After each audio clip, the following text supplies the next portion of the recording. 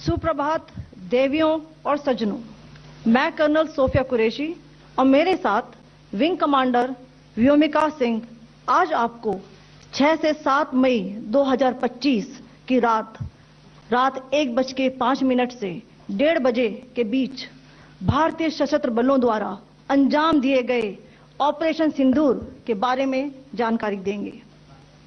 Operation सिंदूर 22 अप्रैल को पहलगाम में हुए विभत्स आतंकवादी हमले के शिकार मासूम नागरिकों व उनके परिवारों को न्याय देने के लिए लॉन्च किया गया था।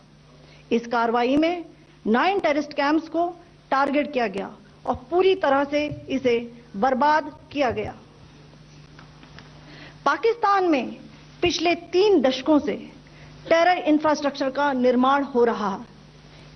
इसमें recruitment, indoctrination centres, training areas व लॉन्च पैड शामिल थे, जो पाकिस्तान और पाक अधिकृत जम्मू कश्मीर POJK दोनों में फैले हैं।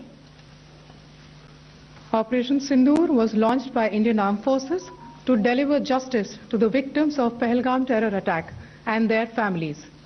9 terrorist camps were targeted and successfully destroyed. Over the last 3 decades, Pakistan has systematically built terror infrastructure. It is a complex web of recruitment and indoctrination centers, training areas for initial and refresher courses, and launch pads for handlers.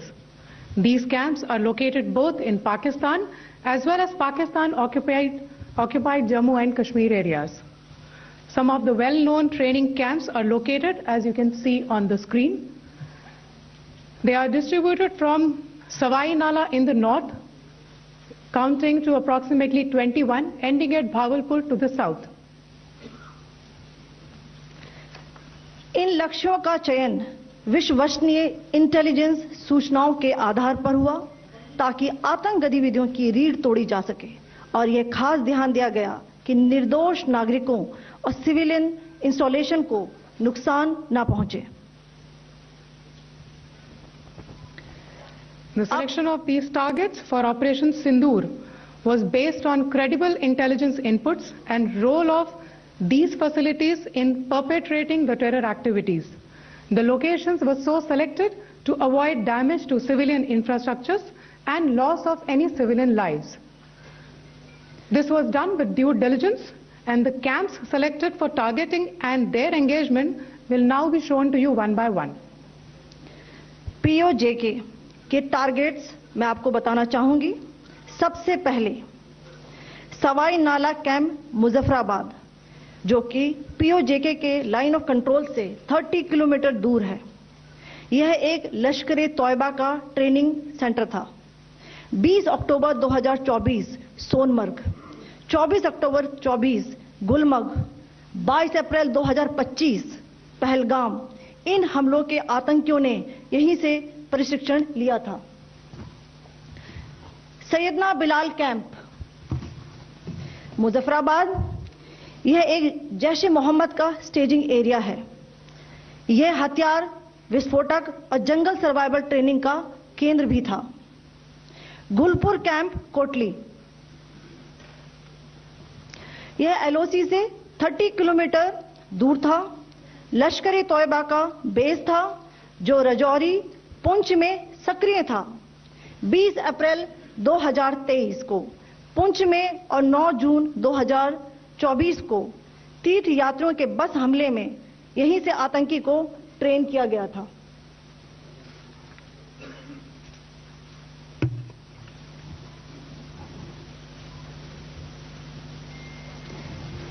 Barnala camp Bhimber, ये LOC से 9 kilometre दूर है।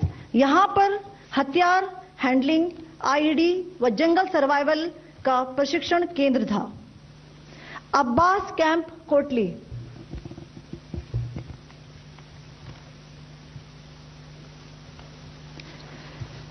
यह LOC से 13 kilometre दूर है।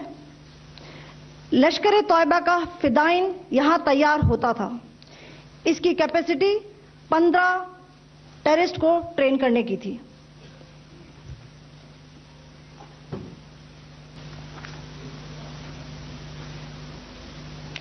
अब मैं पाकिस्तान के अंदर के टारगेट से अवगत कराना चाहूंगी।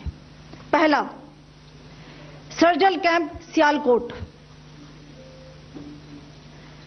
यह अंतर्राष्ट्रीय सीमा से 6 किलोमीटर की दूरी पर है, सांबा कठुआ के सामने।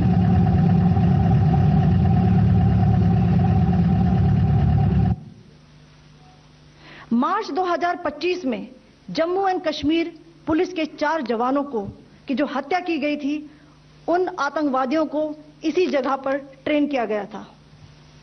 दूसरा, महमूना जाया कैंप सियालकोट।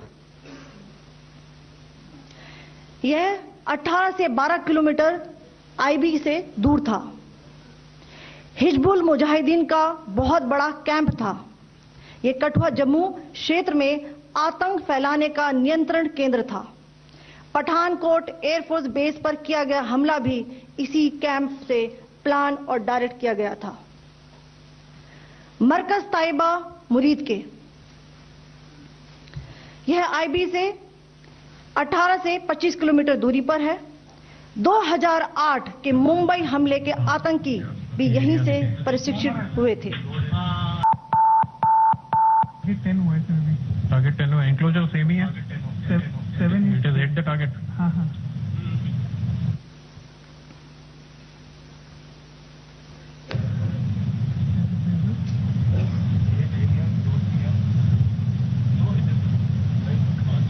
आ गया सर।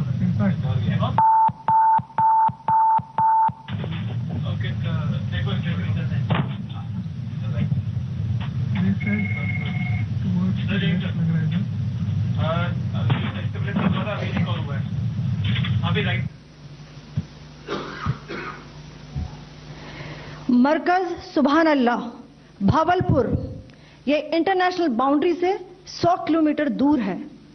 जैश ए मोहम्मद का मुख्यालय था। यहां पर रिक्रूटमेंट, ट्रेनिंग व इंडॉक्ट्रिनेशन का केंद्र भी था। शीर्ष आतंकी अक्सर यहां आते थे। मैं आप सबको बताना चाहती हूं कि किसी भी सैन्य ठिकाने का निशाना नहीं बनाया गया और अभी तक किसी तरह की नागरिक क्षति की रिपोर्ट नहीं है। धन्यवाद। जय हिंद।